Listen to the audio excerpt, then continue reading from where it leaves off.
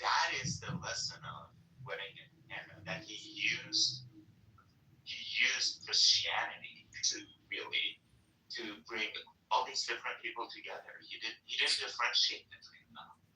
And so it's like, well, why can't Christians, what would Jesus do? Jesus would bring people together and feed them all. And when he runs out of wine, he gets more wine for everybody else. When he runs out of fish, he brings fish for everybody. I'd like to add in. Okay, so you guys have raised some amazing points and positions, but the micro identities of groups from MAGA is a group that runs on what? They use it's illegal. Like that shit is religion for their agendas. And people surrender what they need to know and what they need to learn as this is the moral code. Because you can see how many divisions of Christianity are there, as well as other religions. How many divisions of parties are there but really get heard? So when John says, as if he's a person who doesn't believe in religion and says, I want to use science, okay, well, science is an applied evaluation. It's testing whether theories and facts and how a fact tells a proper narrative and how conclusive it is. But see, the problem is that when people misrepresent something and then use it for their agenda, are they really speaking in the way that it's intended? You were saying something, Marshall? What's that? I don't know. I want to hear the end of that. Well, where I'm going with that is we run on systems that lead sheep to wolves. That's basically it. There's more wars created out of religion than any other thing in the world. Like, who grew up in the 80s? Who was taught about communism, right? And it was they're savages, they're zealots, they're gonna destroy what's wholesome and ethical. To go into the 90s, you have Gulf War. Well, we've got to hate the Muslims, and we've got to do these things. We've got to participate. We've got to ally with things that will attack our sovereignty here. But it's like, at the end of the day, it's usually rooted in business ideas that cover themselves in rhetoric of religion or political identity. So are we really attacking the issue? Is MAGA really the problem or just a symptom?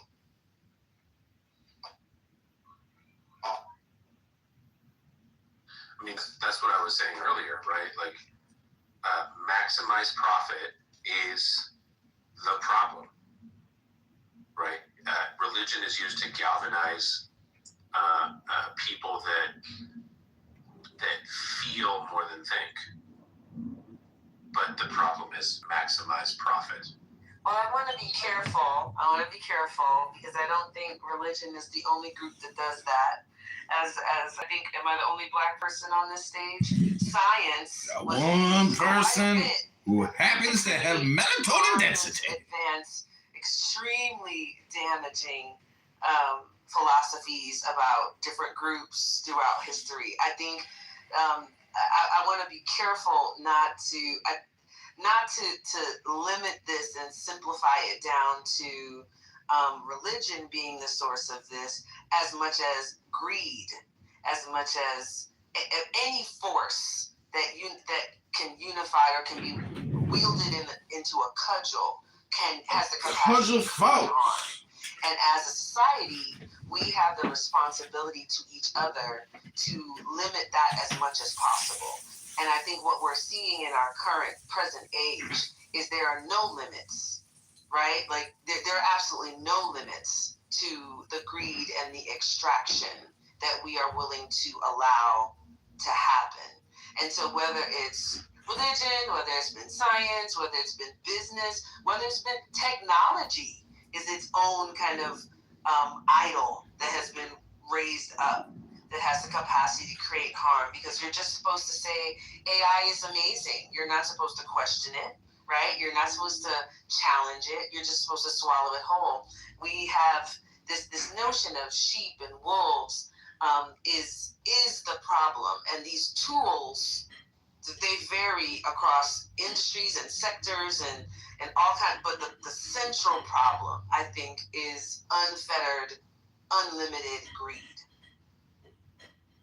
I'm with you, Denise. I mean, Nazis in the 30s had the best of science and technology. They were the most advanced culture on the planet, and it created unbelievable. So that's where I disagree with my dear friend. I think I don't think religion is the problem. I think institutionalism is the problem. I mean, I think communal authority is the problem. But there's no way around it, right? I mean, on some level, you need these kinds of things to have a society. If you want to send your kids to school, or you want to go to Starbucks, or these kinds of things. I'm just gonna say like one thing, and then I want Christina to like have 5 minutes, right?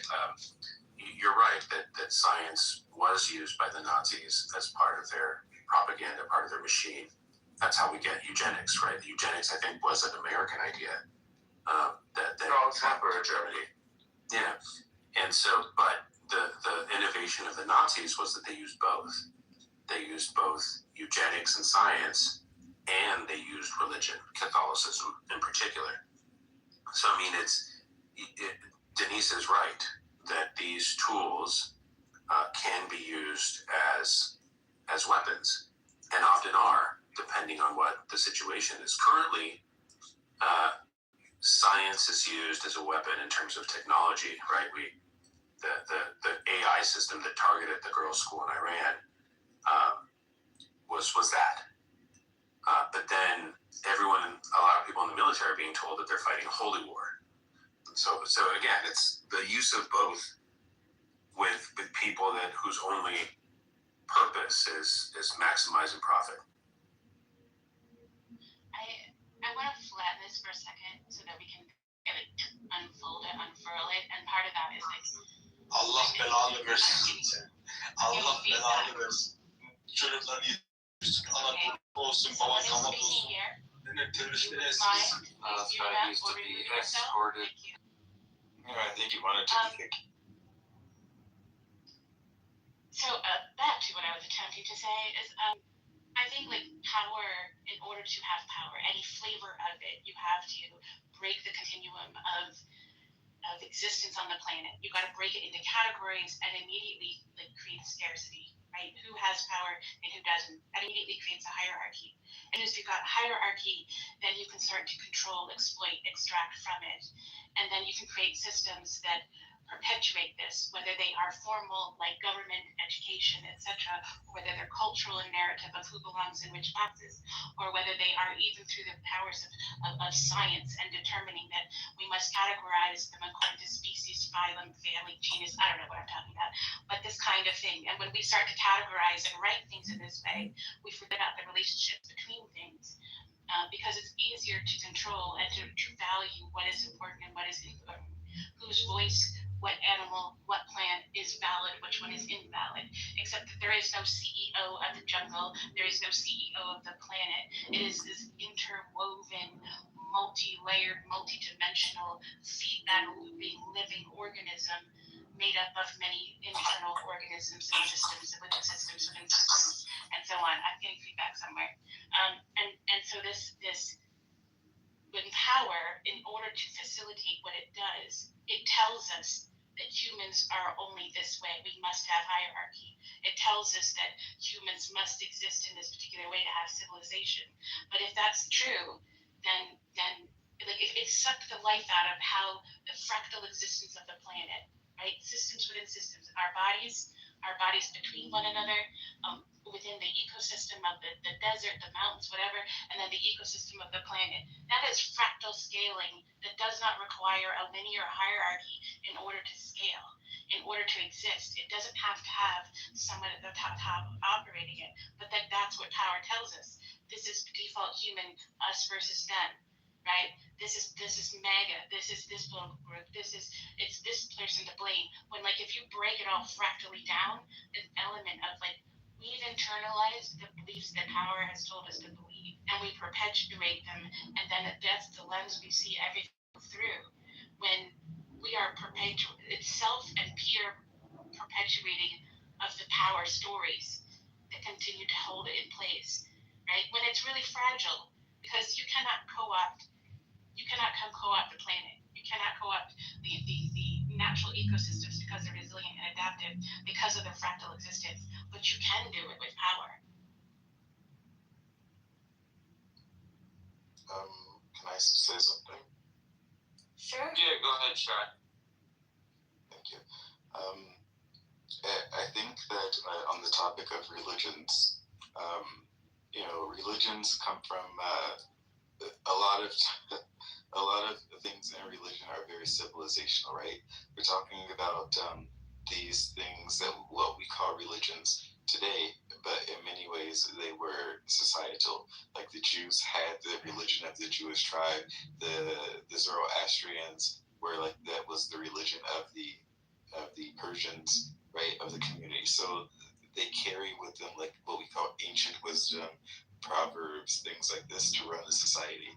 And Pastor Scott is right that you can't really like have function in a society without a set of rules and a set of traditions that sort of like teach people, the next generation, how to organize themselves and how to operate and how to get along and to give them aspirations and hope.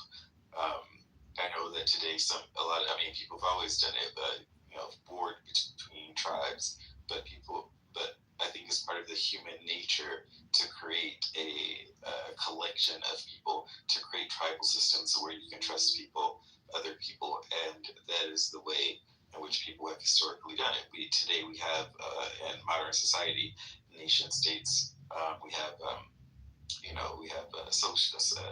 what we call secular philosophy, and all of these things. A lot of it's abstracted from religions, right? Maybe that's the way early humans just sort of organized themselves to civilize, quote unquote, civilize themselves. And there are people who are trying to live out historical realities today, historical religious aspects today.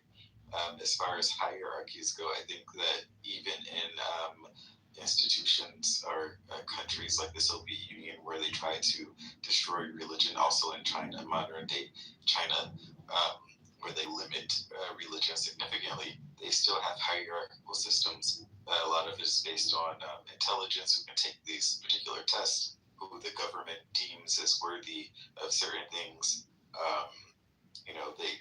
It's about a lot of control. They only have one party, at least as far as the Chinese government goes. So I think that these are still things that you can try to minimize, but as long as there are people who have any sort of hope or desires of their own, will come up. I guess the question is how to maximize the amount of cooperation between humans and minimize the amount of dissatisfaction between humans. I think that's really interesting, and both what you said and what Christina said has me sitting here thinking about this notion of talking about MAGA as a group, talking about a group of people as a source of harm, and does that limit or advance the conversation? And I don't know. I'm thinking about that.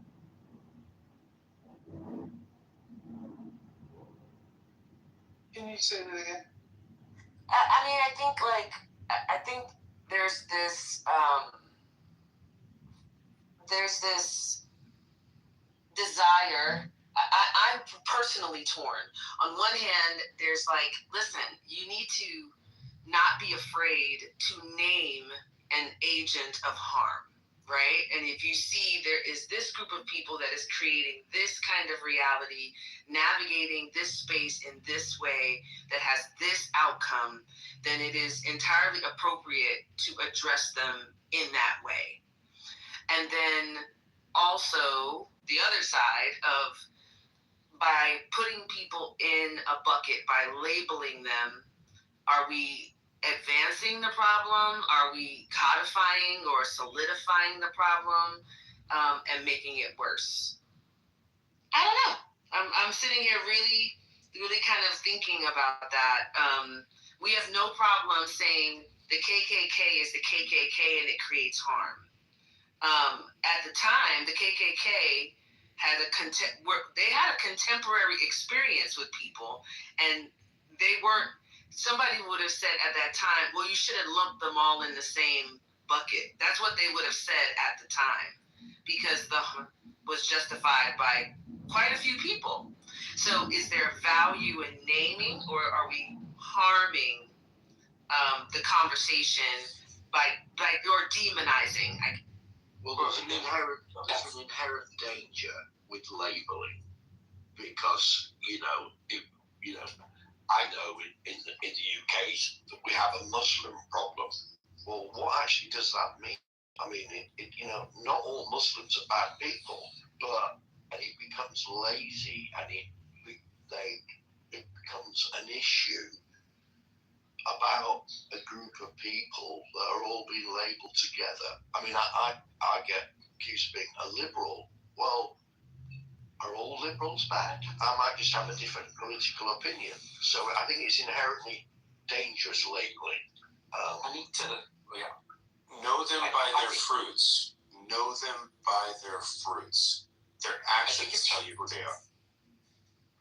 I think it's really important, like what Denise said, is gets right at the heart of what just makes me want to rip what remaining hair I have on my head out of it when I listen to so many people, even on MSNBC and others, kind of treating things as if we are in a business as usual kind of a thing, normalizing MAGA, making this insane situation, and it is. We have to at least be willing to stand up and say, this is insane. The person that we have leading this country is clearly a sociopath who gives not a shit about America.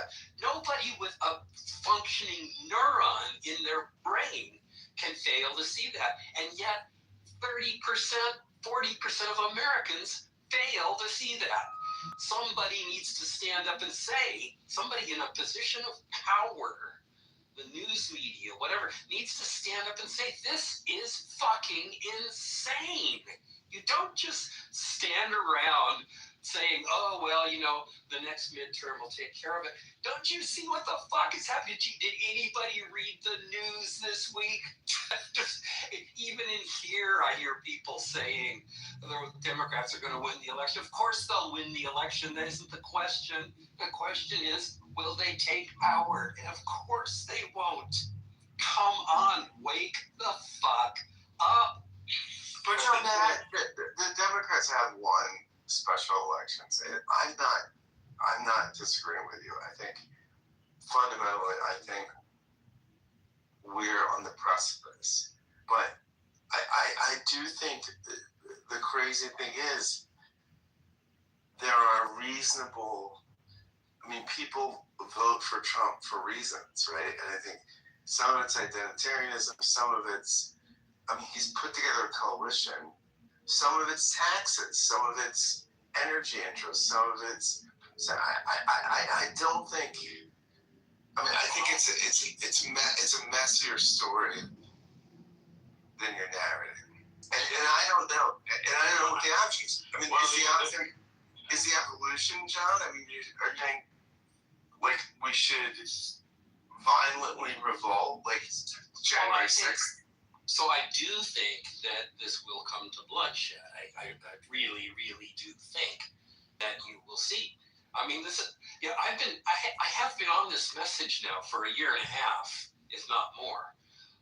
And as far as I can see, every brick I have predicted is falling into place. It's very clear the Republicans have no intention of giving up power, and it's very clear why. They cannot ever again not be in power. Imagine the bloodbath of convictions and sentences that will happen if the Republicans are ever again not in power. And that means that they will do whatever it takes, and they have the power to do whatever it takes. Trump has his SS, he has it in place, it's massively funded. I do believe that that if there is any resistance to what they intend to do, certainly in 2028, if not in 2026, and I suspect in 2026 as well, they can't afford to lose a House of Congress. I do believe that if there's any resistance to what they do, it will lead to bloodshed. And so, do I advocate violence? No, but I don't see any way back to normalcy that happens just because we say, oh, there's elections coming. Just come on, wake up. I agree with Bill. Okay. Really. So I just want to say structurally, I think it's not as sinister as you lay out, John. I think structurally, the problem is the demographics of the country. I think we have a system with the Electoral College and the Senate, or we have tyranny of the minority. So we have a system where minorities politically can run the country. You can have not the majority of public opinion, but you can have a structural majority. I think the future politically for the near future looks like Democrats take the House, and we can perpetually get the House. And longer and longer in the future, we can't take the Senate, which is where the real power happens, right? Or the presidency, because we can't get the Electoral College. So I think if this was a simple majority sort of system, like a Westminster parliamentary system, the left would win, and we would stop all of this. But we don't have that kind of system. We live in a system that the founders set up, has all these weird checks and balances, and enables states. Montana has no people, right? It's 750,000 people or something, and their senator has as much power as a senator from California. So we don't really live. We do live in a republic that has elections, and I do believe our elections are free and fair. But just quickly this, and then I will shut up for a while. I think so you make me think. Okay, what am I advocating? What I'm advocating is getting people prepared for the bloodshed that I think is inevitable. This is going to come to bloodshed, and the longer we resist talking about how fucking insane the situation we're in is, the harder it's going to be to get people up for the violence that is in our future. So I actually agree with John. I think that the passive nature of the center left is going to kill the center left, and I think that because as far as somebody who's looking at politics, I think that America has a problem in that it has four parties, and it doesn't really know that it has four parties. It has MAGA, it has the Republicans, people that used to be normal Republicans, it has normal Democrats, and then you have the far left, who are sort of eating up the Democratic Party, and that is part of the reason why the Democrats in some cases are losing, because they have two factions within the Democratic Party that are basically fighting for resources and priorities. And I think that John is right. The more that as time goes by, the MAGA people, whoever's running the show back there, they are working to weaken the civil liberties of America and the electoral system, and all of these things that make America, and people won't have any power. I think the solution is, because I don't think it's too late, I do think the solution is that people need to start actually engaging with people on the opposite side, on the street, not just in the House and the Senate. I mean, the Americans need to American again. right? They need to understand what their rights are and who they're fighting for. And Black and white people of different whatever backgrounds, whatever factions they come from, need to all come to the table and say we need to become Americans again. Well, in order to get to that, no, hold on, I was waiting. I think that it keeps going back and forth to the same teeter-totter. You don't find balance. I agree with some parts of what Shai said, is how do you get a population to be able to evaluate people over party, right? Religion, moral ethics versus, what is within the realm of the Constitution. Parts of the Constitution is being shown how it's broken. It needs to be reformed in some people's eyes and not in others. But it's like, elect somebody. Like, I'm in California, right? There's 62 people running for that, and only 8 are being seen based on party funding and a viewability on commercials that outwardly lie. And then you get MAGA, where you have a president who lies so freaking much. But then there's some things I agree that he did that, yeah, you broke it on purpose. You showed how it was broken. But we just don't like looking in the mirror. I can't go forward with parties because they don't represent always the points of view. It's like, well, if you don't vote for one, this is the last election, as people say. Well, see what you get. You had to decide between Kamala and Trump. Were they the most adequate people? No, they weren't. They were the ones who were being funded and to be able to promote under ethics that might lead the whole country. See, I look at somebody who I like to, how can you look at the other person on the other side and not just grandstand and wait till you get power? That leads us into demise. Plato wrote about that in the Republic, but do people teach about that? No, you got to go look for it on your own. I'll stop it. Well, let's let David have a chance. Oh, I'm sorry. No, that's okay. Yeah, no worries. Well, if we look at the outcome that happened in the great state of Indiana, 5 of 7 incumbents were primaried out by Donald Trump because they didn't want to take his marching orders and gerrymander the state, and so he found candidates that would do that. And I heard a piece on this whole scenario. These were small town voting markets where in some of these areas, these districts, you're talking about 20,000 voters. And they pumped $13 million in to primary these guys. So, this is what we're up against. This was not any form of the playbook that the Constitution envisioned, or, the amount of money that gets poured into these things. So if they're able to do that in Indiana, well, Republicans around the country are seeing the outcome of this. And so, Trump got 5 victories. He didn't get the pro tem guy out of the state house, but he got 5.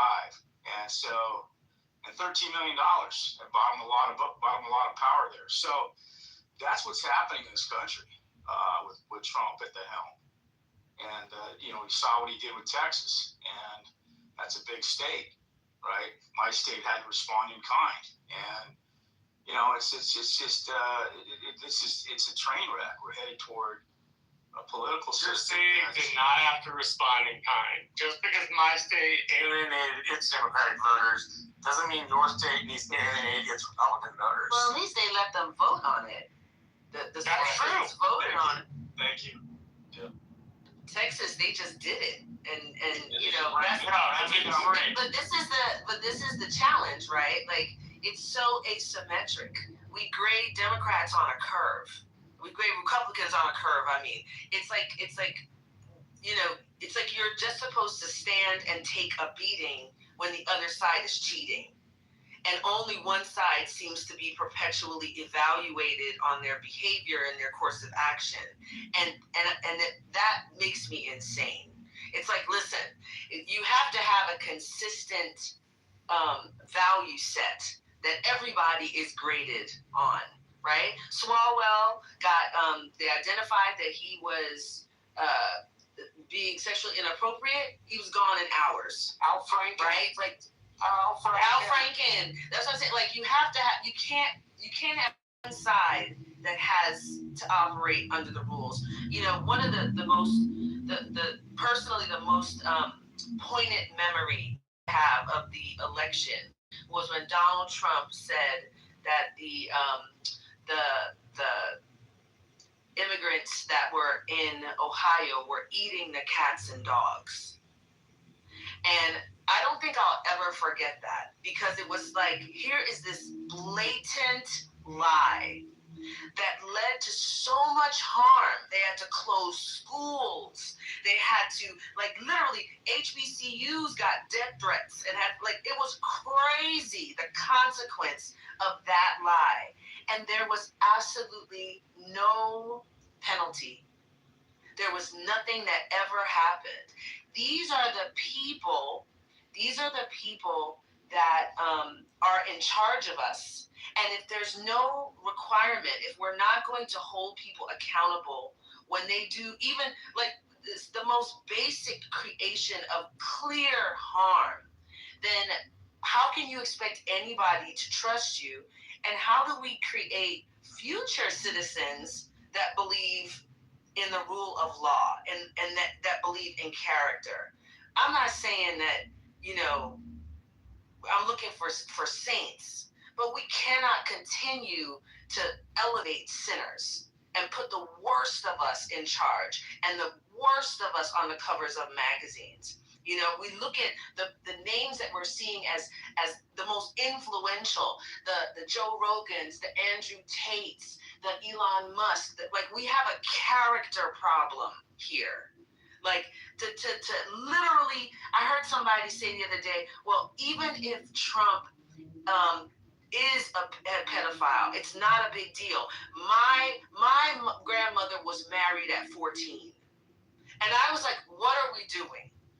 That's the problem. Like, it can't be about party. It has to be about some kind of fundamental character. And Denise, I'm fundamentally with you here, but when this happened with Clinton, when there was serial abuse, I mean, Clinton had rape charges and things that came out, and we circled the wagons. I mean, Maureen Dowd. I mean, we top public opinion. I agree 1,000%. You're not gonna hear me, like, you know, people always say, well, what if Bill Clinton is in the Epstein files? Tar and feather him, put him under the jail and set him on fire. I do not care. I don't feel like that. That's not how I think about this. I think that you have to decide that what kind of country you're going to have, and we can't be happy of what we're having right now. But we allow Bill Clinton to be in public life and to be in, you know, run around at TED conferences and to be at, you know. You're not disagreeing with anything I've said. I agree 100%. I'm just saying. So how do we excise Bill Clinton from public life? I don't think Bill Clinton is a decision maker that we need to be worried about right now. Oh my God! agree. No, I mean, Listen to me. Listen to what I just said. I think he needs to be gone. That's we agree 100%. I don't think Bill Clinton has a chainsaw on stage cutting a U.S. aid and killing 1 million people. That's not what. Like, I you're right, but it's like, let's keep the topic at hand. We have an emergency situation. And so I think it's great to talk about Bill Clinton. Okay, I agree. So how does that help us with what we need to be doing right now? Yeah, I mean, I agree with Denise. Yeah, what we need to be doing right now, I mean, look, I mean, I don't know what we do right now, because I think fundamentally the revolutionary perspective is interesting. I think the Democrats take the midterms. I think that will just be attrition. I mean, we will lose a war of attrition. What will happen is we'll get in, and we won't have the Senate, we won't have the presidency. So there's very limited things you could do. You can hold a lot of hearings. And I think that's basically what the win in the midterms will lead to. It's just hearings. I mean, I think that we're kind of doing what we're supposed to be doing, right? I think that, you know, engaging in the political process as the public, as the fourth wall of government, as I believe the public is to engage in the political process and to encourage more Americans to engage with the political process more. Also, like this is part of our job. Well, when we had serious crises of decision making, like this Iran thing could go ugly really fast. And when we went down to Southeast Asia and started cowboying against the Vietnamese, it took the conscription of everybody's child, the threat of that, the upper and middle class kids, for people to really get out there and change and march and force the agenda to change. We're at a point now where our voting doesn't help. Our elected Democratic officials can't check this guy. The Supreme Court, 6 people in robes masquerading as decision makers and policy makers, not deciders of law, are also against it. So we have a hugely stacked deck against all the processes that our founding fathers put in place. And I've never seen it this bad. And unless Americans really take to the streets, not show up to work, economic boycotts, these are some of the things that the civil rights movement leveraged down in the Deep South to really cripple. When black folks didn't show up to work and didn't ride those buses and stuff, that had serious impact on those policymakers. And we're coming to a point now where, and violence isn't the answer.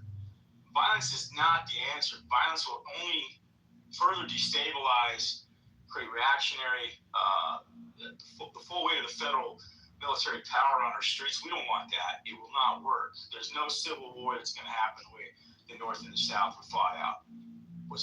That's not ever going to happen again. You might have these flare-ups, but for the most part, I mean, we're just sitting here waiting out the clock until we can go punch a voting ballot to try to excise this cancer. And then the midterms might take it down from stage 4 to stage 3. But when you still have stage 3 cancer, it's pretty bad. You can still die from that. So, I don't know. I just think that, a lot of us that are immune to the gas prices, immune to these big these big Iranian blowbacks, a lot of Americans can't handle it. They're not handling it very well. They're choosing between gas and groceries, and now grocery prices are going up. And medicine. And this is now, forget what the Democrats, forget that we voted for Kamala. The MAGA people didn't vote for this. And if it were not for the fact that they identify, you and I talked about this, Scott. They go with identity over their pocketbook. They're like in church saying, "Oh, Jesus is going to come again and save us." Well, he's not going to save you. It's like the old story where the preacher says, "I sent you a boat." The guy's drowning in the river. He sends a helicopter, and then the guy finally drowns. He says, "Waiting for you to save me, God. When I sent you all these things, and you didn't take it." Yeah, David, you and I have talked about this incessantly, but I think if it's identity versus ideas, identity wins every time. Because I don't think ideas are that compelling. I think once in a while, if you're in crisis, an idea will win. But in general, identity trumps ideas every single time. And I don't think that's true. I don't think that's true. And also, I think that we should encourage people to identify as Americans and have a conversation about what America is or exactly. My identity, I don't want people in West Virginia to be starving or be on meth and have to choose between their food and their diabetes medicine. It doesn't matter that I don't live in West Virginia. right? Like I don't feel like that at all. No, Not even a little but it's more pernicious than that, right? In that, you know, Pew has done studies on this, and you know, people's political identity now matters to them more than their racial identity or their gender identity. That's the number one thing. What team are you on? And so when we think about political ideas, we don't think about ideas, right? I mean, let's take school choice for instance. You know, it's the one idea my mind was changed on. I've been a leftist my whole life, but I was hired to do public policy research on something, and I read all of the literature. I read all of the literature. Go, Budsy! Oh yeah, mute up, David. So I read everything on the issue, and I was just fundamentally wrong. I mean, I realized that I was on the wrong side of the argument, but that's a tough thing. I mean, I don't think most people can do that. I think most people, identity wins over ideas 95% of the time, because I think that's the biggest challenge that the Democrats have, is that they have to be a bigger tent because there's actual diversity in the party. And so there's compromises that have to be made all the time that are even against your personal pet issue in order to advance this kind of bigger tent application. So I just disagree. I don't think that's true. I think that yes, people are very, very committed and very keenly connected to their identity. Of course, but I just don't think that's. Denise, what's the last big idea you changed your mind on? Like something that was against your tribe. I mean, like for me, one of them was nuclear power. The other was school choice. I think I've looked at ideologically my own ideological toolbox and changed my mind a few times. I don't think most people do that, and I've done it maybe twice in my life. I think in general we're tribal people, and I think part of the reason we're losing is that identity wins over ideas every time, every single time. I think you can change tribes, though. I think that's part of the issue, right? And I'm a Black American who I think that part of the issue is looking as some ways an outsider, and because of my current location. But I think that part of the issue is that people that, as far as this racial politics go in America, I think Black and white people need to start to talk together. And I think that people need to start talking to the ex-MAGA people, right? There are a lot of ex-MAGA people out there who are leaving the fold of MAGA, and I think there are a lot more people who want to but have nowhere to go. And I think people really need to engage with those people and see who they are and what they really want to happen. Like, I think that in 2026, the world is a lot less racist than it was 40 years ago or 60 years ago, for sure. And I think that people really need to start engaging with it and not stay out of their silos and become the Americans. And instead of being overly fixated on maintaining a particular racial type of purity. Yeah, well, something happened to this country. I hate to take us back there, but something happened when Barack Obama became president. On the one hand, he broke the barrier, but it's how he broke the barrier that needs to be talked about. And one of the ways he broke the barrier was he didn't shame white voters for the sins of racism, the sins of slavery. He didn't throw that in their face every time he was on the campaign trail.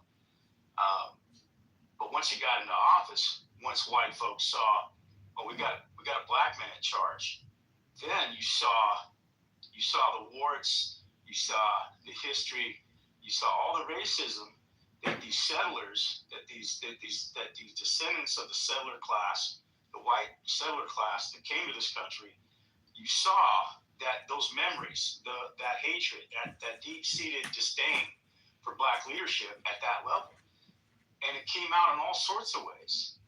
And Kamala Harris, unfortunately, had to message around all this shit, all of this history, and try to sell her ideas and message. But she still was a black woman telling white racist Americans, not everybody in America is racist, so don't take my words and twist them. But she had to say, I need your vote in order to keep a guy like Donald Trump from getting back into the White House. And all these folks said, oh, by the way, oh no, we don't. You're gonna throw trans issues down our throat. You're gonna throw welfare issues down our throat. You're gonna throw women's rights to some extent. I don't want my wife, whatever the case may be. And instead, we're going to pick this grifter to run the country again. Not only that, we're going to give him 75 million votes. That's the state of our nation, unfortunately. And that was identity. And it all came down to identity on some level.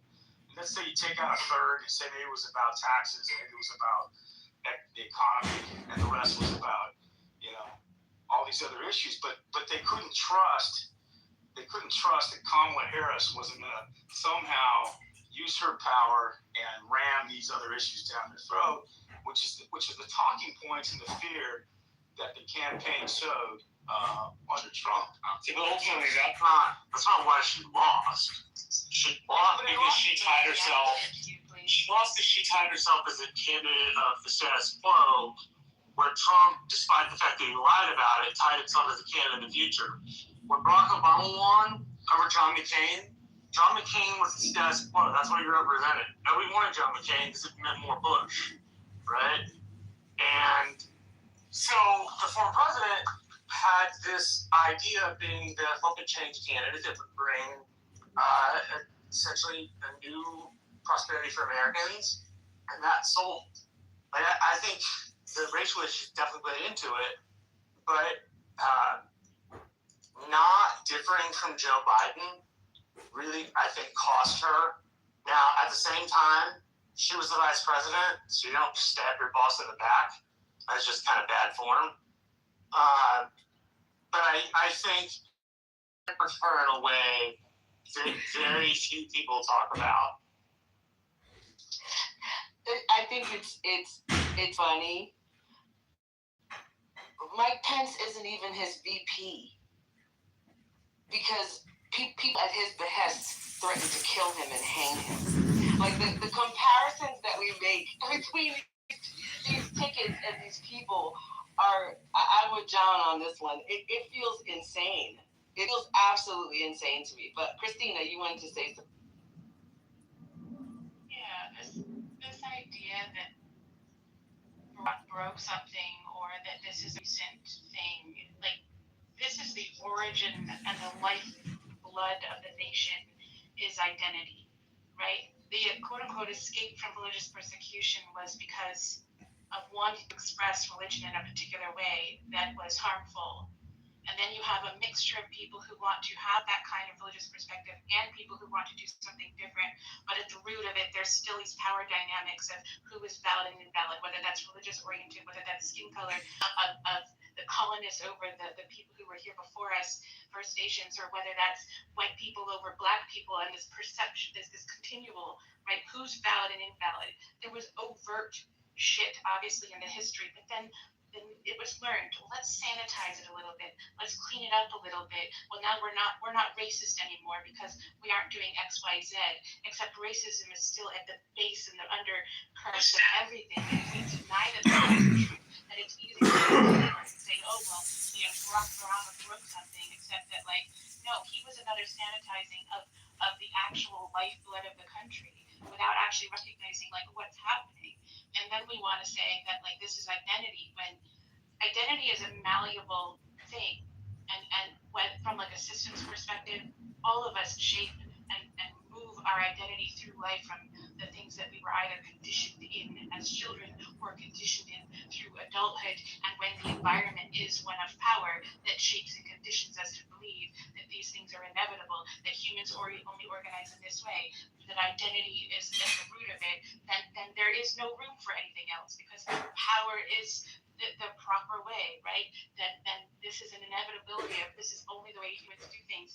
When, like, if we actually look at the relationships between things and they aren't hierarchical in nature, then it opens up a variety of things that can be done, rather than the rigid ways that power has blinded us because it's sanitized and it makes it a little bit more palatable than the atrocities that are supposedly in the past. They're not, right? The very fact that the Civil Rights Voting Act was struck down shows us that this has never been about the past, right? There's even various books that talk about how language was used and shifted to describe what was being done to make it easier and more palatable, and whether it's sexism, misogyny, or whether it's racism. But you know, we're not a part of that because that's everybody else, not us.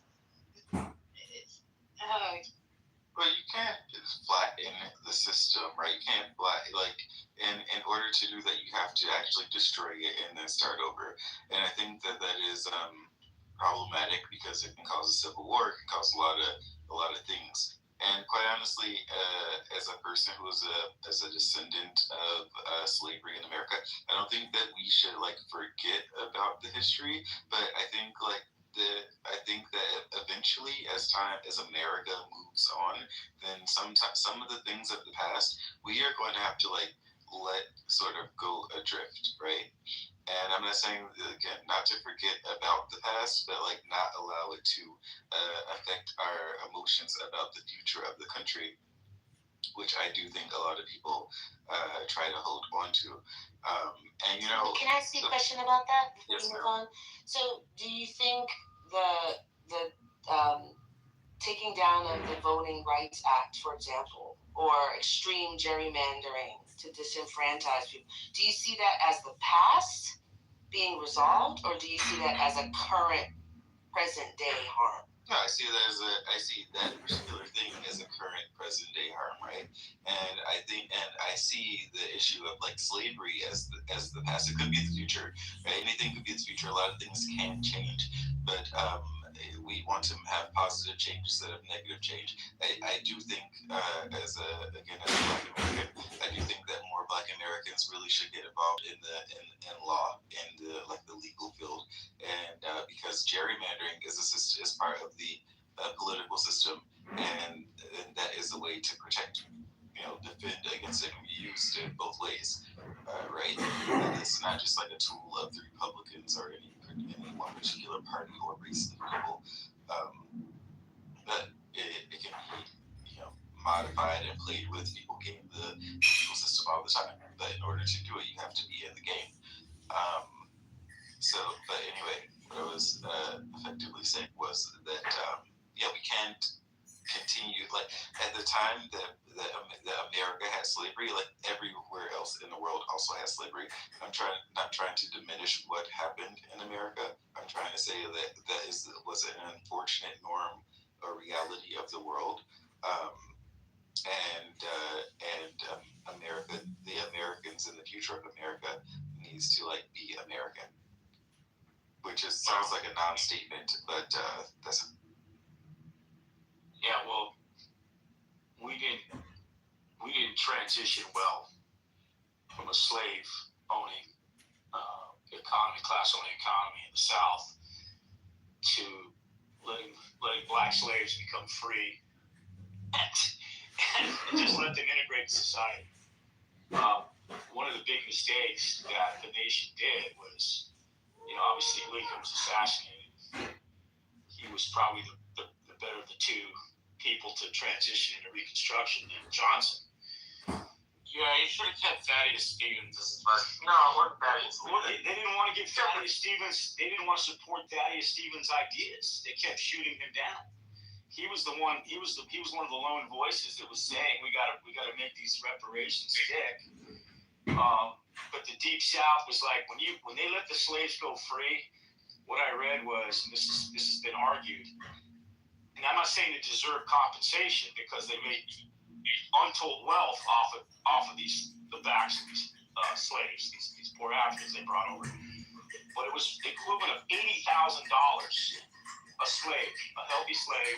That was the equivalent of what they lost when those slaves walked off their plantations and to fight for their freedom at that point. $80,000 per slave. And if you multiply how many were let go under the freedom of the end of the war and emancipation, they weren't compensated. In fact, the Deep South was rocked by depression level economy contraction. And so those white folks are angry. They were very angry at what the North did to them or forced upon them. And we've been paying for that horrible transition ever since that happened. And maybe there was no other. Yeah, if we'd only finished Reconstruction. If we'd only finished Reconstruction and kept the promises, we'd be in an entirely different place today. And we don't even. But I guess this is a good conversation. But we don't even have to go back that far. Like the voting rights was struck down a couple days ago. No, that's what I'm saying. Like it's happening right now, right? It's happening right now, where we are experiencing intentional harm, like gerrymandering. To me, ridiculous. Just stop it. Just cut it out. They put up a bill to eliminate gerrymandering. All the Democrats voted for it. All the Republicans voted against it. Like I think we have to move forward, but it's like, how are we moving forward if reform is not attractive? If progress is not the goal? I have something else to add. Let's add a show. Let's speak. Sure. So, hi Denise. First of all, hi folks. Hi. Hi Christina. Hi Denise. Lovely to see y'all again. Another thing that I think is sort of in the undercurrents of this conversation is that we no longer have a shared perception of reality, right? You could have one group of people go outside and look up and say, the sky is blue, and another group of people will say, well, clearly the sky is blue. Because they said the sky is blue, it is definitely green. Or you'll have someone, demagogue, piss and say it's rain, and the cult of personality that follows him will stand there under the piss and say, wow, it's such a nice rain out today. I don't know how we remedy that. I don't know how. I heard someone say earlier, speak to people who are,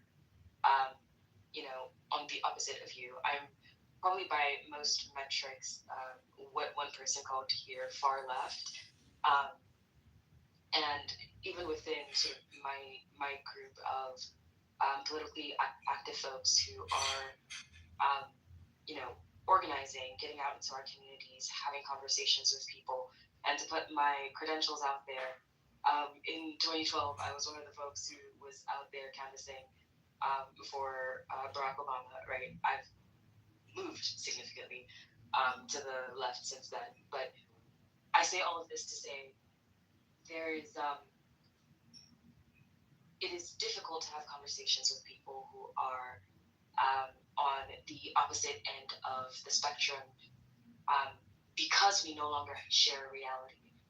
We can blame it on AI, we can blame it on our news sources, whatever we choose to blame it on. It remains the case that we are in a reality that we don't have shared sources of data. We don't have shared experts. We don't share what makes a good argument anymore. It feels like every time we are in conversation with one another, one side is in that conversation with their arm tied behind their back, and the other side is just laying on the ground and throwing a tantrum. And we must signify both ends of this conversation as though they are equally reasonable participants in the project of the human exchange of ideas, and it just isn't true. The other thing to raise here is that the further afield, and I'll say it, the further afield the right gets from what is just plainly correct, right? Now we have folks who are talking about taking ivermectin to protect yourself from the hantavirus. We don't have any such research that says ivermectin is an effective cure for hantavirus. If you're spreading that anyway, you're right. It's the virus. Coronavirus. And it is somehow the responsibility of the left to guide them back. And I don't think that's going to work.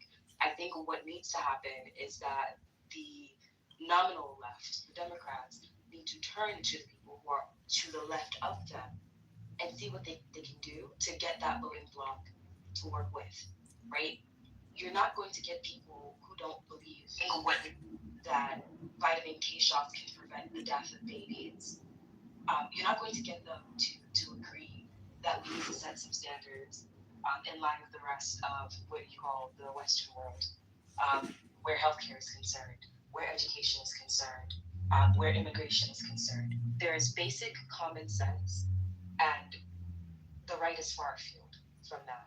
So this conversation you call the Western world only consist of mockery from one side and just absolute yawning gibberish from the other. Like at this point, we're that far. I can respect that there are people who believe that there are the Liz Cheneys of the world, the Bulwark listeners who might, may have voted for Trump in 2016 or may have voted for Trump in 2020 and have somehow come to reality. I personally don't believe that if you heard a man say that he sexually assaults women and you voted for him anyway, there's anything that you have to say. But you got nothing.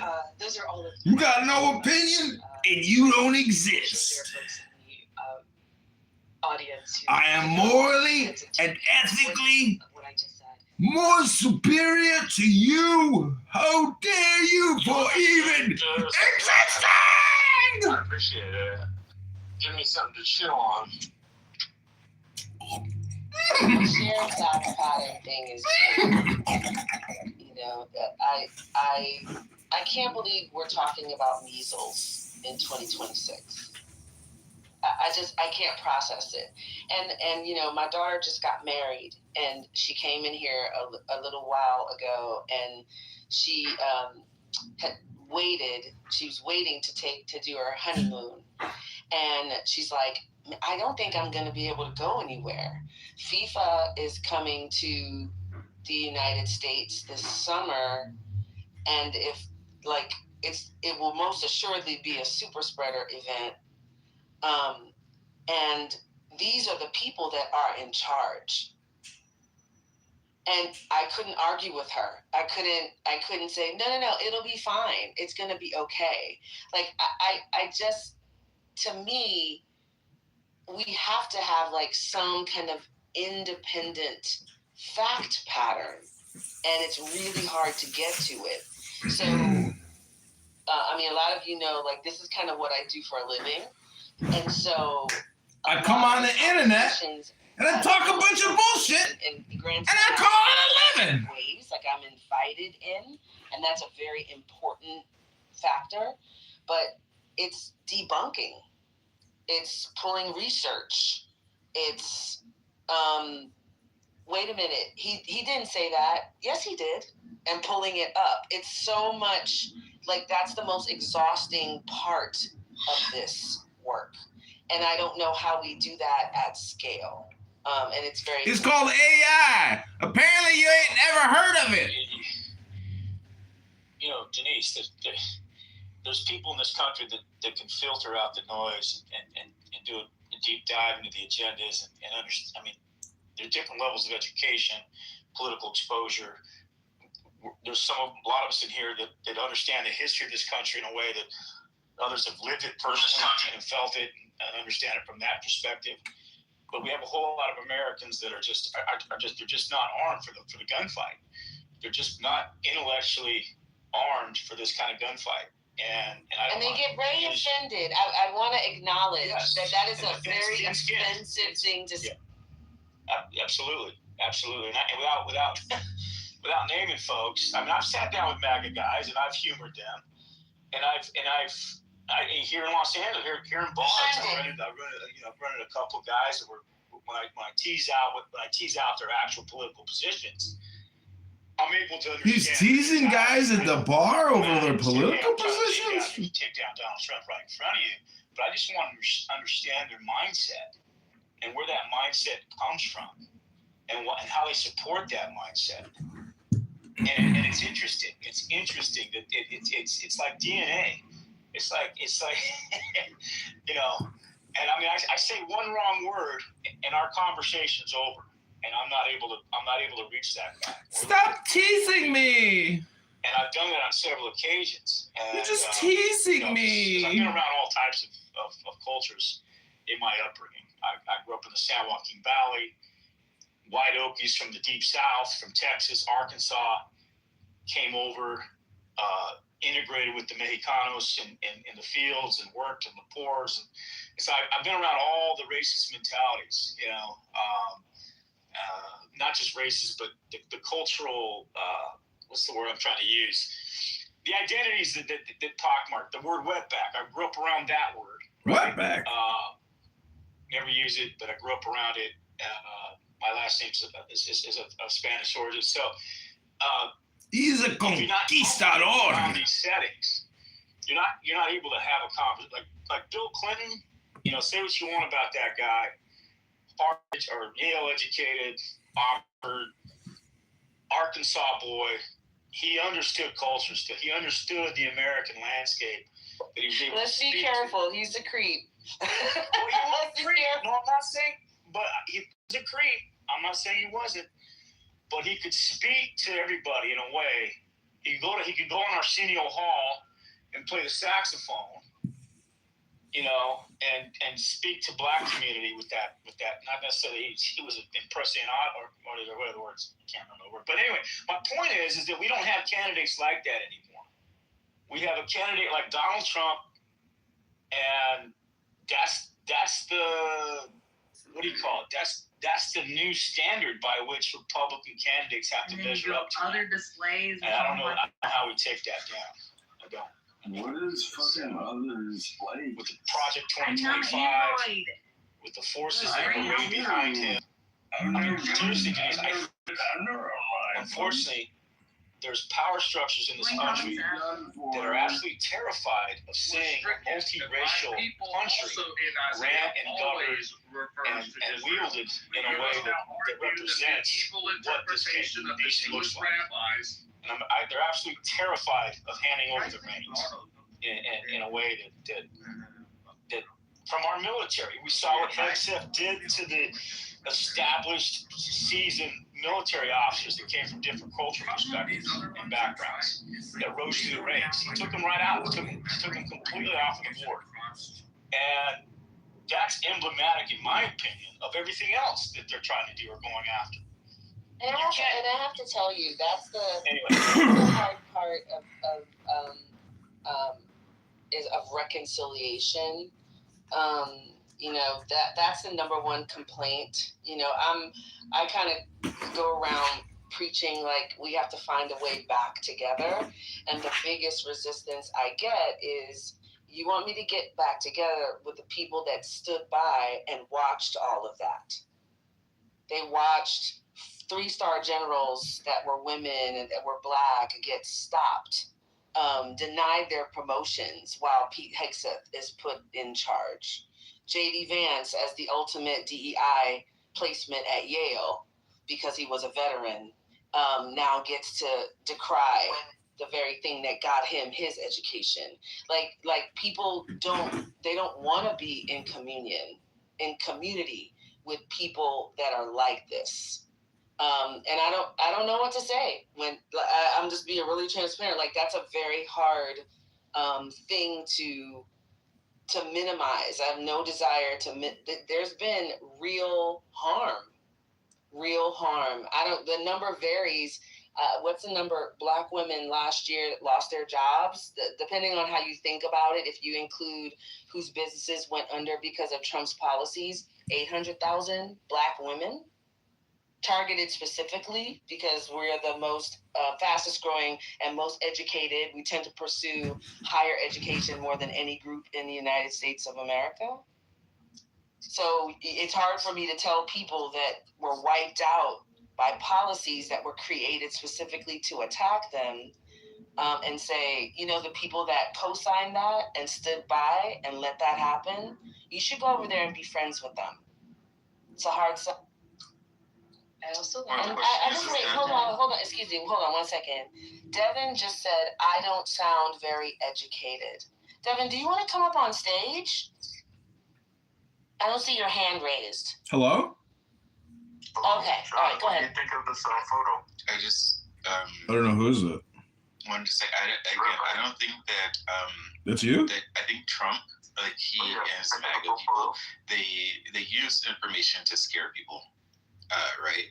And I don't think that the majority of people that actually may have voted for him are actually MAGA people. I think that there's a hard core of those people that do exist. But other people voted for him for various other reasons, right? They didn't like Harris for various reasons. They had whatever sort of and some of those things had to do with the far left. I was hesitant to say, but even like some of the policies, for example, with trans issues, people who I know who would normally vote Democrat, they either abstained to vote or whatever because they felt that the left were taking the trans issues too far in their opinion. Right, like they said, oh, they can't. I don't care about that. I don't care about the border. I care about trans rights. Having a common language. I am a woman, and you will call me as such. To in some ways affirm some people's identity, in some ways to invalidate other people's identity. It becomes. That is the same sort of tactic that I believe the far right uses. People are using information and facts to cause fear. Someone who talks about grabbing women by their genitals because you don't like trans issues.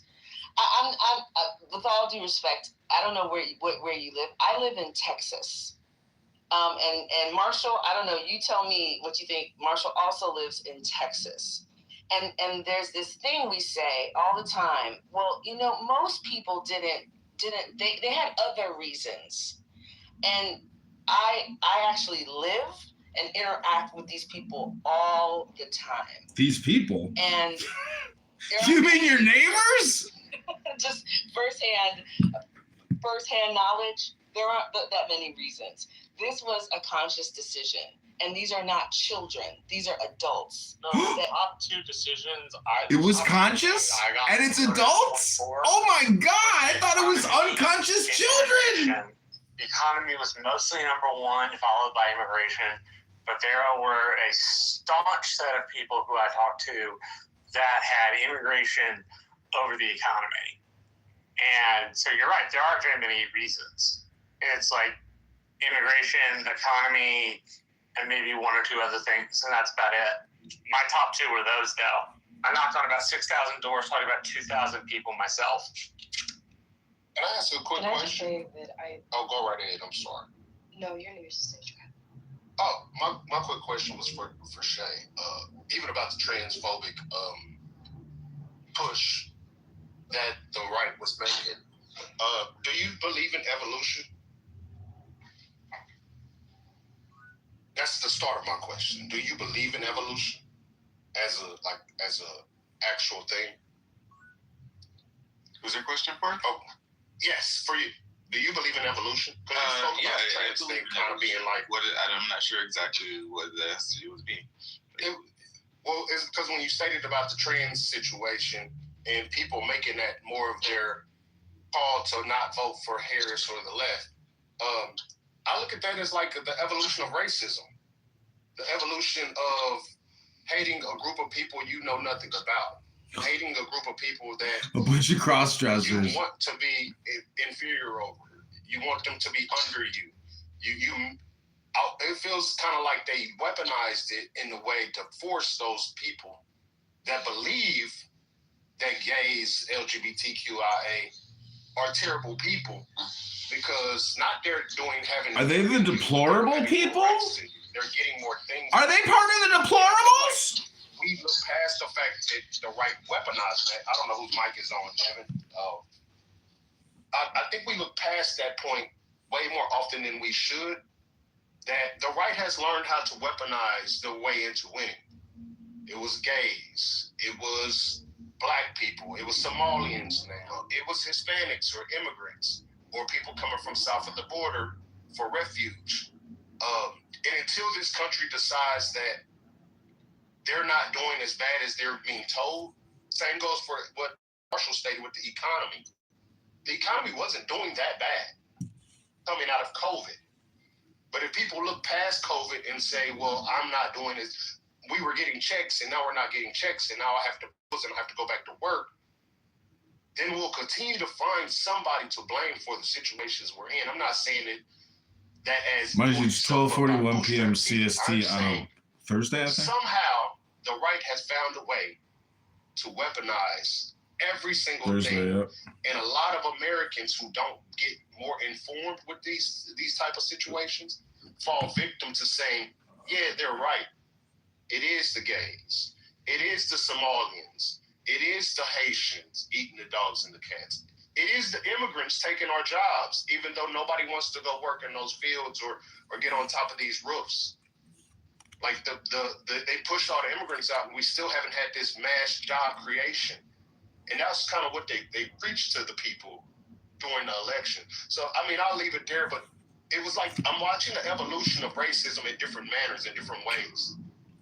And they weaponized the transgender community as the new people that we can step on, when there really wasn't doing much. Like I said, playing some sports, maybe they do need to regulate some sports, but it wasn't worth enough for as many people, because you're right, a lot of people went to the polls saying, keep girls out of schools.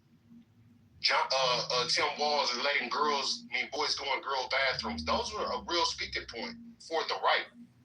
And that weaponization kind of put us in the position we're in now. Yeah, actually, I follow some people. That's because, at least in the Tim Walz instance, Tim Walz signed a bill to put tampons in fourth grader young boys' bathrooms. I suppose totally acceptable, right? Like, yes, everybody should have free access to reproductive care. But, like, sticking it in elementary school in a boys' bathroom when they're not even hit puberty? Oh, boy!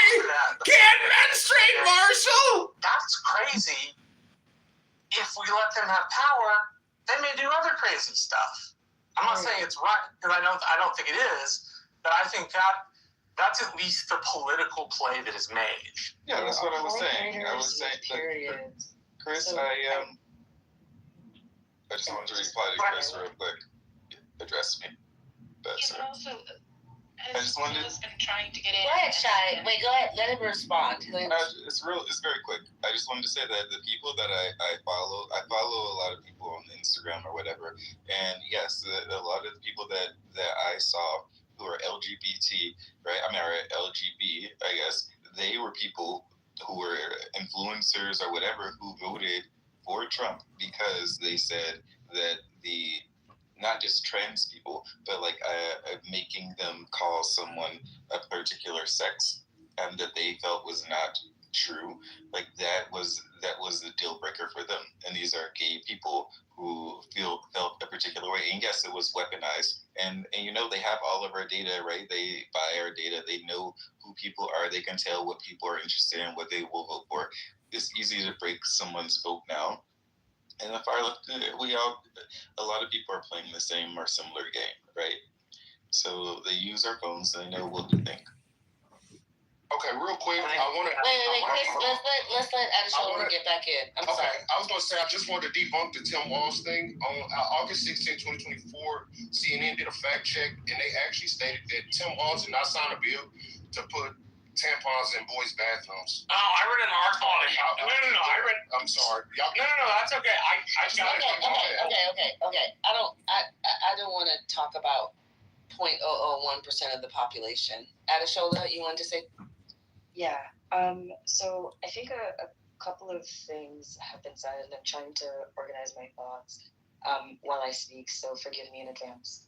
So, a couple of things. One, I think that the average American voter is a bit of a bigot, and that's not necessarily a pejorative. I think, like, as human beings, we're always growing and we're always trying to be a better version of ourselves. Ceding the ground to the bigots is a mistake. There are children in elementary school with tampons. I don't know about the specifics about what was or was not signed, but the idea that you get to have your boxers in a twist in Texas because the governor of Minnesota made a decision that was in line with caring for the children of Minnesota is very silly, and we need to start calling it that. I think the pushback isn't there's such a minuscule percent of the population that we shouldn't care what happens to trans people is a mistake. I think what we need to do is triple down. I think what we need to do is say we are the party that protects even the tiniest sliver of the population because we care about the dignity of all human persons, point blank, period. I think that there are ways in which you message your values because that is what motivates people to get up off the couch. I also was one of the people who was organizing in 2024, and I was organizing from a left perspective. I was one of the people who was actually I was one of the uncommitted as a one issue voter on the issue of genocide. I was still working to help get her swing voters, and in each and all of these instances in which we reached out to folks in swing states, doing things like, oh, let's swap your votes with people in safe states, such that you vote for her in this state. Other people will register their discontent with the Democratic Party in other state on your behalf. Like there were these issues that were going on, and the DNC paid us absolutely buckus. We reached out to specific political strategists, and we said, hey, we know for sure our communities are not going to vote for her the way that you're currently working. And they instead said, there are enough Liz Cheney constituents out there that we can use to shore up the bleeding from young people who have watched you defenestrate their friends on campuses, who have watched you antagonize them for saying, I'm seeing you use my tax money to decimate children, and that's not okay. So I do think that there are ways in which the left can be, and I'm putting quotes around the left here because, again, who was it? I think it was Julius Nyambere who said the United States also has a single party, but in true American extravagance, they have two of them. Something like that. I'm mangling that quote. Rebel Shalom. Democracy for them to preserve their power. I wonder if they're an expat, because it seems like that might be. Seems odd for a foreigner to write that as opposed to. Oh, he's an American. Who's lived here. Oh, he's an American. Yeah, he also was affiliated with I want to say oh gosh, what's that very elite university in Maryland? He went to the University of Virginia, Johns Hopkins. Oh yeah, that's what I was thinking of, Johns Hopkins. Yeah, I think he's, for whatever reason, it appears he didn't go the route of full professorship. I think he has a PhD, but for whatever reason, he's not, he didn't go that sort of hardcore full professor. He's clearly a scholar, he's an academic, but he's not, on that sort of tenure track, it appears. But I think some of his ideas are really interesting. I'm looking forward to reading the book. Yeah, interesting. He's a former congressional staffer, speechwriter, served in the U.S. Army and the reserves as a reconnaissance scout, and he lives in Denmark now. But his focus of study was colonial and revolutionary America. There you go. Yeah. So I'm looking forward to the. Ribbon Shalom. I just can't stand the moralizing. She can't stand morals. Oh no. Whatever will she do? Mine is the head of the man, and my insight is keen as the hawk's. By my head I invoke.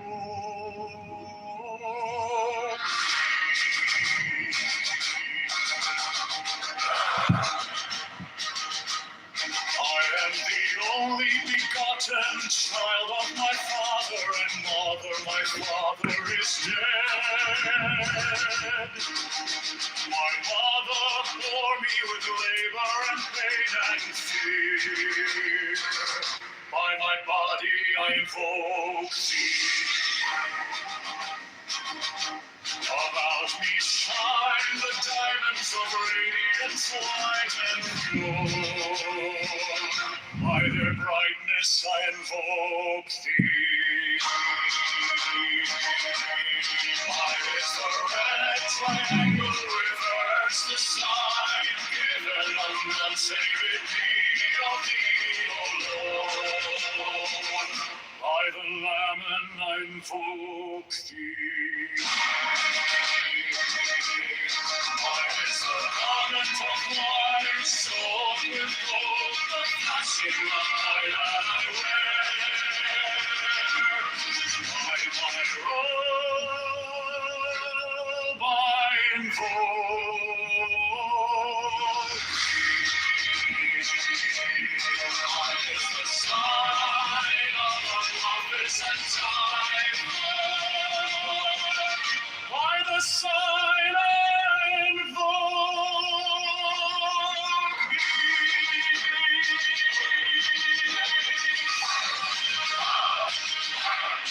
Mine is the turban of white and gold, and mine the blue vigor of the intimate air. By my crown I invoke.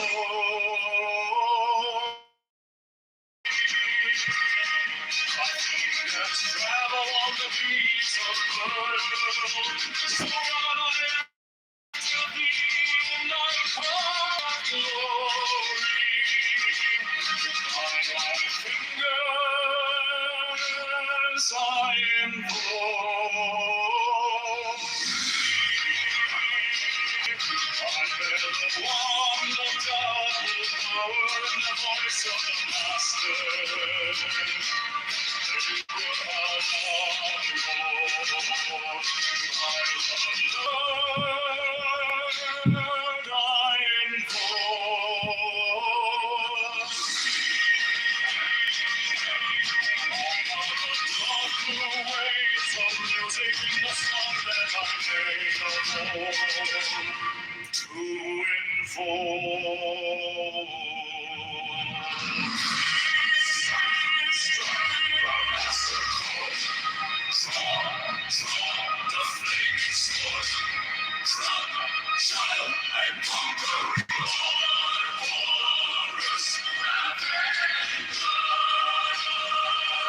By the song I invoke.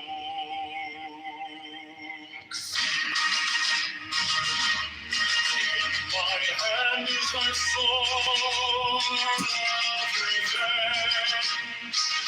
Let it strike at thy pity. By the sword I invoke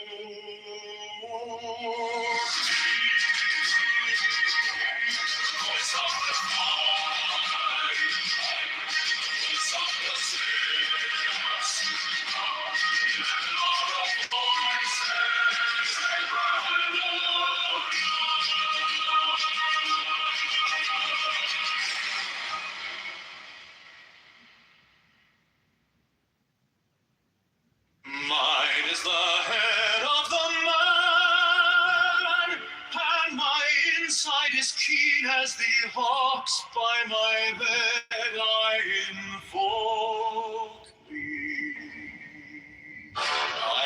the only begotten child of my father and mother. My father is dead.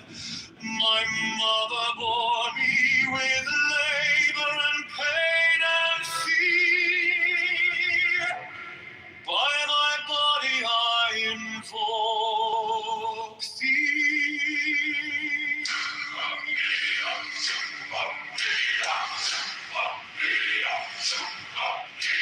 About me shine the diamonds of radiance, white and pure. By their brightness I invoke thee. Mine is the red triangle, reverse the sign given of none. Say the key of thee, O Lord. By the Lamed I invoke thee.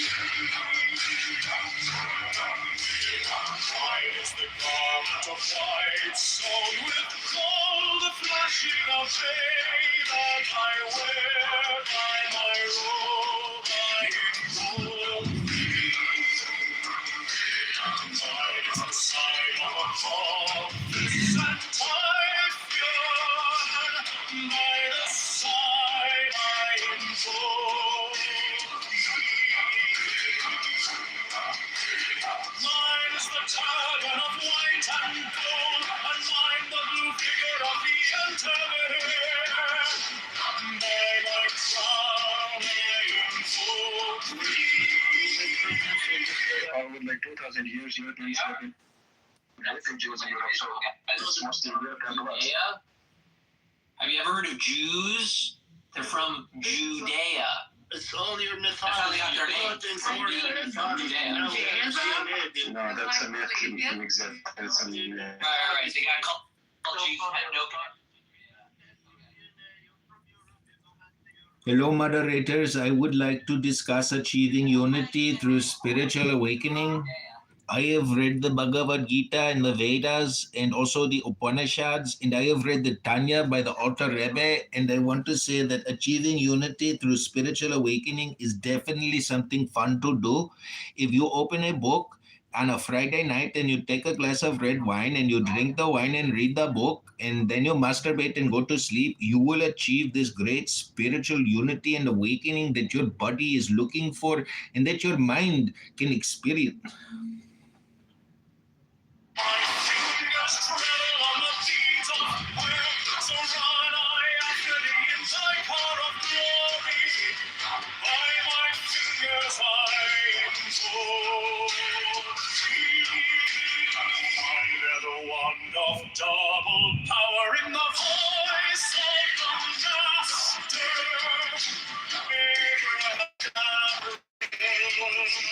By the word I invoke thee.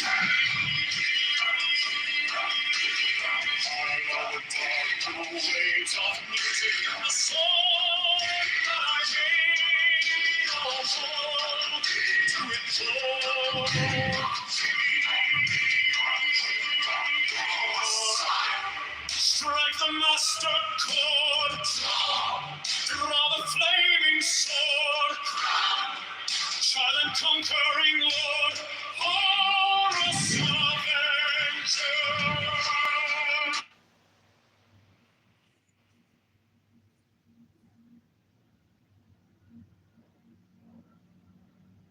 Sunnis coming here to defend Armenia because they're fucking Sunnis. You fucking retard. You don't know shit you're talking about. It was not about land. You dumb fuck. It was not about You land. dumb fuck, I'm gonna put up a PDF here, you fucking illiterate. Hello, I hate to interrupt, but I was kicked from the room and I was trying to achieve spiritual unity by having an awakening moment with the room. I want to say that I read the Tanya by the Alter Rebbe, and everyone here needs to read a book instead of having endless conversations and ruining your emotional equilibration throughout the day of being on Clubhouse. Try to read the Upanishads, try to read the Vedas, try to read the Bhagavad Gita, try to read all the good spiritual books instead of coming onto Clown House and wasting all your time.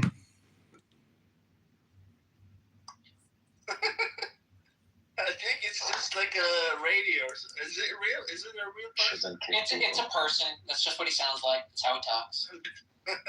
His brain kind of broke when he realized that he was like talking publicly to people eternally, and he like records it constantly, has a million phones. Crazy person.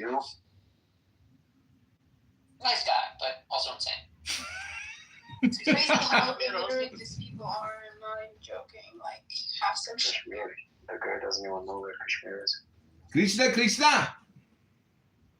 The level of illiteracy in this room is scary. Almost Turkish, yeah.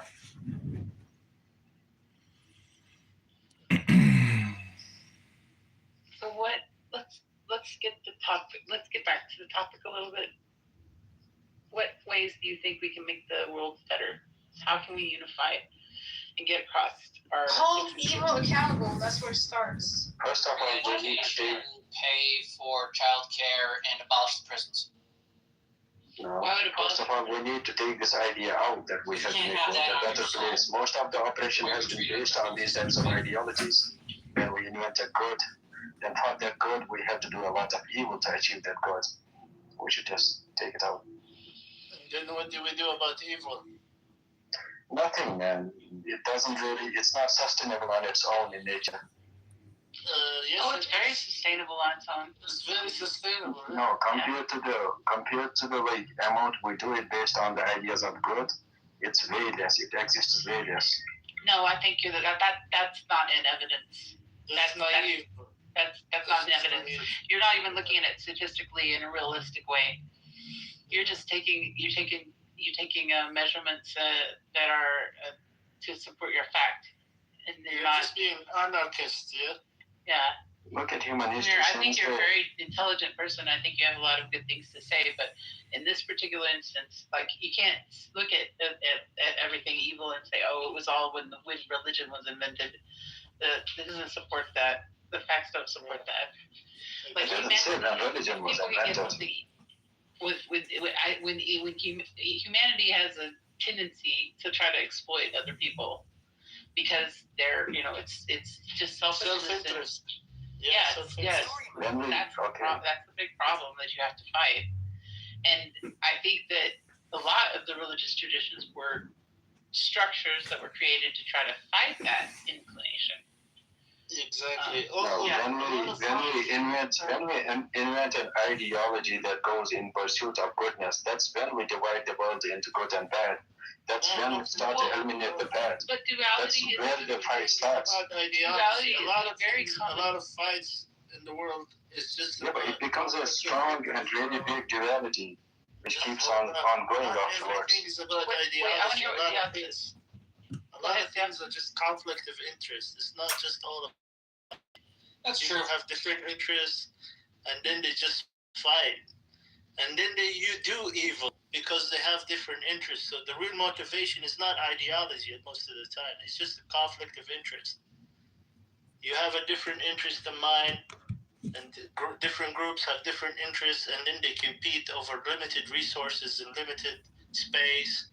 And so then they resort to evil and doing like evil acts. So right, but the insight humanity realized a while ago was that because of our minds, there aren't actually limited resources, only limited creativity.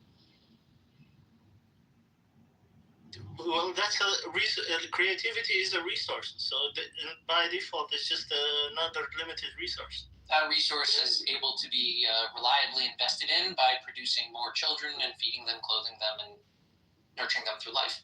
And then with that creativity, there's no end to the resources. Like, we don't need anything other than human ingenuity. We're extracting energy from the sun at this point.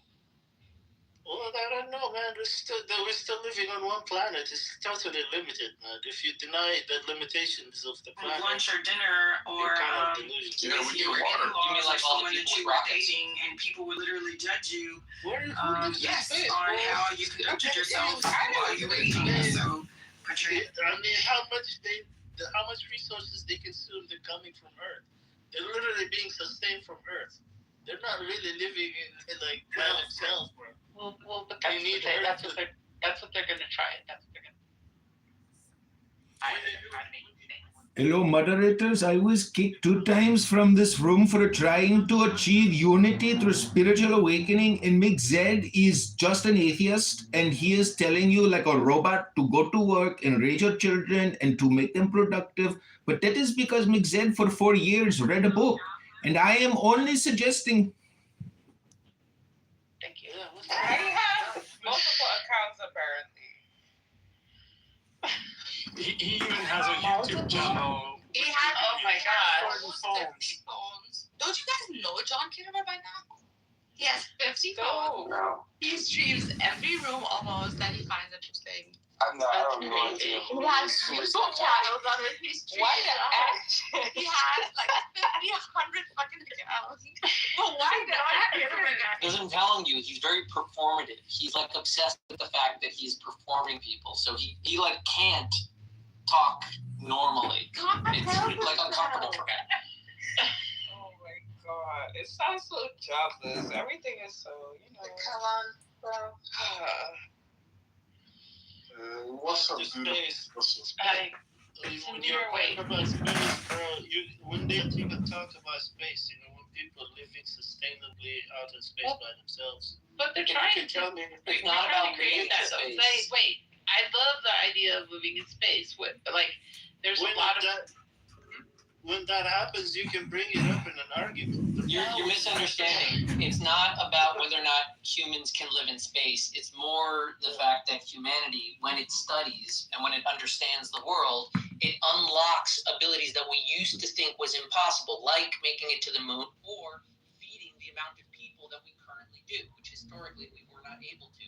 That was all from insight and creativity. And I'm saying that humans that focus on the resources are simply saying, I can't think of anything to do with all this infinite stuff that we have. It's not infinite. That's where you're wrong. It is limited, but it's more than enough, man. Planet is limited, but it's still a lot. It's still more than what we need. It's more than you can imagine to do with, my friends. It's irrelevant if it's more than we can do it, but it's still limited. Is the point? It's still limited, and I agree with you, man. It's limited. a lot of things, though, Zaid, are limited because people make them limited. Like the resources that we have available to us, the human capital that we have in the world, it's not accurately utilized right now because countries don't educate all their people. They hold back women compared to men, don't give them the same opportunities. Like these things inherently hold back the entire human race by doing that. That's very evil, right? Yeah, but where do we have to go as a human race? Why do we need to progress or be better or anything at all? Because this planet isn't going to be here forever. It's like asking, why does a bird Yeah, what's wrong with that? Like, because it's not the going to bird be has here. wings. They're able to fly. You have a mind. You're able to use it. Yeah, I do. If we were, we would help. I use it all the time. we're also not just limited by our resources. We're limited. You don't have to tell a bird to fly, you know. Capacity, you know, our human capacity is also a limitation. Like we are just limited beings. Ultimately, we are not gods. We don't have superhuman. God gives us the world. God gives us the world. All these things that we can observe. When that happens, you can bring it in an argument. So that we can just make space. Go ahead. He gives us science so that we can. Tonight, I'm ordering an immediate freeze on discretionary spending in every department. We're issuing a 20% refund. Biodomes. We're going to be able to do these things. If we can made it to the moon without God's help. We could not have made it to the moon if God did not A, make this universe intelligible, B, give us the tools and raw materials we needed for rocket fuel, and C, make any of that stable. Like we should have blown ourselves up. Instead, we've been to the moon multiple times. You keep saying that like it's a big deal, dude. I'm not saying denying we can. Yeah, when's the last time you've been to the moon? I don't want to. Last night. The moon is all yours, bro. I like it. My wife is my mom. It's not an argument. There was something we were talking about a while ago that I wanted to you're the one who went to the moon. The duality thing. I want to go back to that. Samir was talking about earlier about the duality thing. He was saying that like our ideology, by sorting things into evil and good, that we create this duality, and that permeates like the thought process of all, like everyone, like throughout societies and stuff. Yeah, use as a target to eliminate you. Yeah, but I was saying that duality is kind of a natural aspect of like human thinking. Like I think you can go back probably as far as possible. It's like the binary. It's just a binary. It's the outcome of binary at the beginning, the logic, starting with yes, no. You don't think so? It's one of the earliest like ways of examining things. Can you posit that again? What I was thinking not in a binary. Yeah. I think that binary is the beginning of like it's the most basic way of thinking and of reason.